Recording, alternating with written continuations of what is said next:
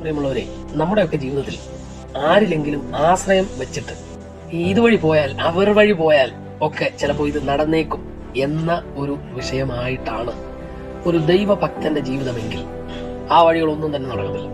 ആ ദൈവത്തിന് നിങ്ങളോട് ഇഷ്ടമില്ലാതിരുന്നിട്ടൊന്നുമല്ല, പകരം ദൈവത്തിന്റെ കരങ്ങളിലാണ് സർവ്വതും എന്ന ഉത്തമ ബോധ്യത്തിലേക്ക് നിങ്ങൾ വരാൻ വേണ്ടി ദൈവം ബാക്കിയുള്ള വഴികളെല്ലാം അടയ്ക്കും. പകരം നിങ്ങൾ ഉദ്ദേശിക്കാത്ത വഴികളിലൂടെ ദൈവം തന്റെ ഉറവകളെ തുറക്കും. അവന്റെ പദ്ധതികൾ നമ്മൾ ഉദ്ദേശിക്കുന്നില്ല.